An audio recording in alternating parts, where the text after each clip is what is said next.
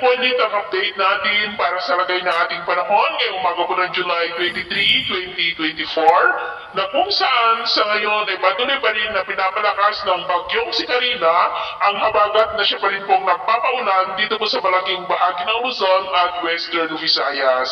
Sa ngayon ay bahagyang lumakas si bagyong Karina at taglay na ang lakas ng hangin na umaabot po sa 130 kilometers per hour. Nasa typhoon category na po yan habang nasa layo na po ng 414 km east of Calayan, Cagayan habang patuloy po na kumikilos pa-north-northwestward sa bilis na 20 kilometers per hour. Maghapon po ngayon na nasa silangang baybayin ng mga isla po ng extreme northern Luzon at mamayang gabi hanggang bukas ng madaling araw ay posibleng lalakas po yan into super typhoon habang nandyan na po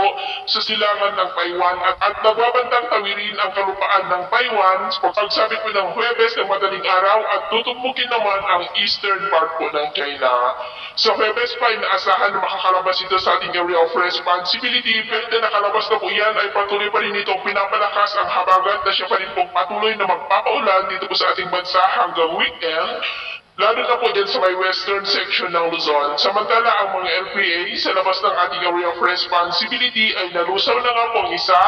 at ang isang ito ay posibleng malusaw rin sa susunod na mga araw. At si dating bagyong Potche po ay tuluyan na po na nakalayo. At sa ating pong long range forecast ay posible pa rin ang pamumuo ng mga sama ng panahon sa silangang bahagi ng ating bansa sa susunod na mga araw.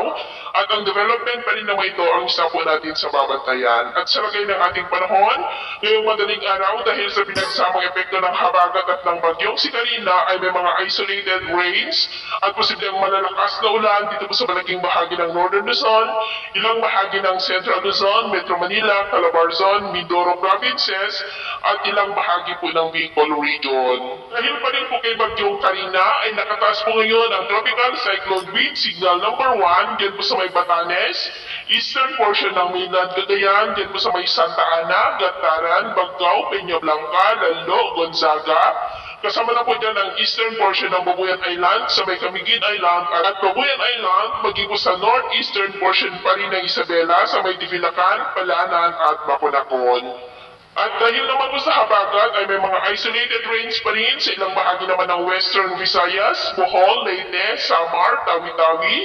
Lanao Provinces, Maguindanao, Sultan Kudarat, Sarangani at Mati. At mamaya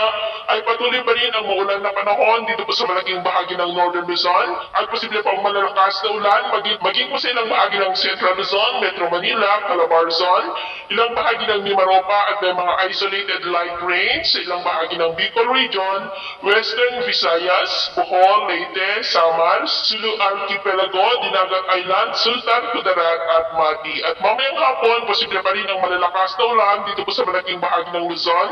ilang bahagi ng Visayas, Dinagat Island, Zamboanga Peninsula at Sulu Archipelago. Kaya mag-ingat po tayo dahil mataas po ang mga banta ng mga pagbaha at pagguho ng lupa. At sa atin naman pong mga baybayin, ipinagbabawal pong pumalaot sa western seaboard ng Central at Southern Luzon, maging po sa seaboard ng Western Visayas, dulot po ng habagat dahil ang mga alon dyan ay posible po na aabot hanggang po sa 1.5 to 3 meters high. At dahil naman kay bagyong Karina,